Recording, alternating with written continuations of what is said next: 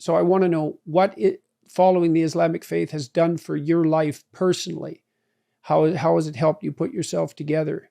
And also, I'm interested in, again, why you found the Islamic tradition preferable, let's say, to the Orthodox tradition, that you did enjoy the rituals that were part of that, at least. So let's deal with practical issues first. So,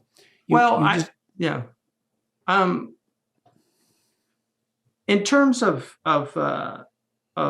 why I chose Islam, I mean, I'm not completely convinced that I chose Islam. I mean, in some ways, Islam chose me as well. So it's, guidance is a very strange thing for people. Like, I saw an inevitability. When I look back on what happened, I saw an inevitability of my embracing Islam. I had some very interesting experiences that could be termed mystical, or however you want to determine them.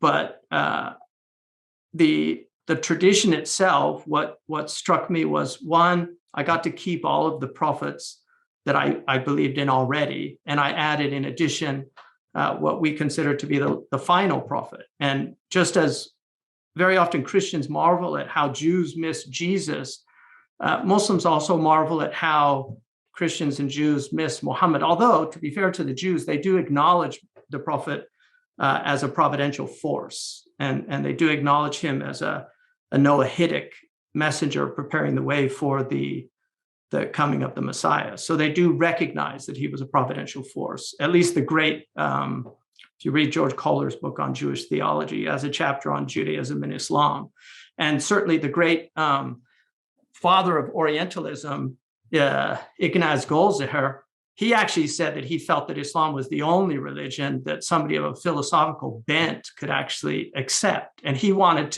to really bring in the gift of philosophy into Judaism that had been, that the Muslims had so richly participated in. In fact, there's an argument that just as Judaism prepared the way for Christianity, it was Islam that prepared the way for a philosophical Western Christendom. Because if you look at the transmission of all of that knowledge that comes into Europe, it's quite extraordinary. I mean, St. Thomas Aquinas, who's 13th century, he dies in 1274, and yet he's the doctor of the church. Just look at the number of times he quotes Muslims.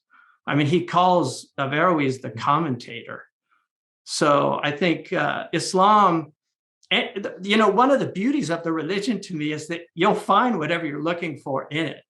I mean, Islam, it has a very simple theology that anybody can understand. In Surah Al-Ikhlas, the chapter that says, say God is unique, God is completely independent, God neither gives birth nor was God born, and there's nothing like God. So it gives you a very simple theology that anybody can understand. And yet, embedded in that simplicity is an extraordinary complexity that actually created a metaphysical tradition that Western scholars have spent their lifetime studying. People like Henri Corbin or somebody. It's like Maxime Rodinson, not Maxime Rodinson, but the great Catholic theologian and metaphysician Jacques Maritain, recognize the genius of people like Al-Hallaj and things. So within the Islamic tradition, there's just an extraordinary spectrum. You can spend your entire life and have a satisfying life. And I know people that have done this, just mastering the recensions of the Quran and the qira'at, the actual oral expression of the Quran through the rules of tajweed. You can spend your life studying exegesis. You can spend your life studying prophetic tradition. You can spend your life studying the great mystics of Islam. We have the best poets in the world. We also have the best architecture. I mean, there's nothing like the Taj Mahal or the Alhambra Palace. And even Western architecture, if you read Stealing from the Saracens, she shows how some of the finest Western architecture was basically taken from the Islamic civilization, including Notre Dame in Paris. So you can find incredible, I know people that just came to Islam through music.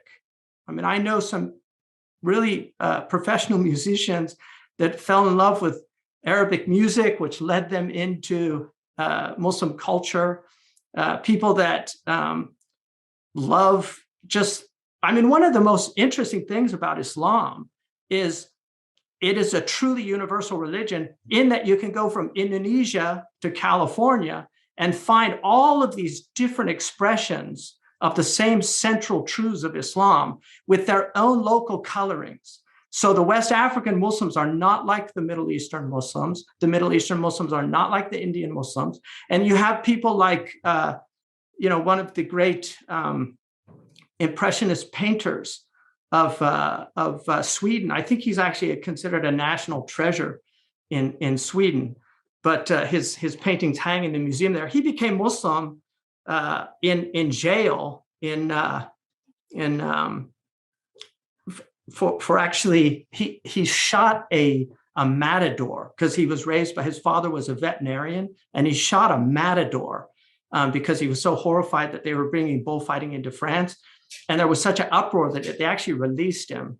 But when he was in jail, he befriended an Algerian who used to recite Quran all the time. And he ended up becoming Muslim and then studying in Egypt and then going back to his native land. He died in Spain, but extraordinary individual. So you have people like that. You have people that anybody can find what they're looking for. And that is the power of the faith, I think, is that it is truly a universal faith.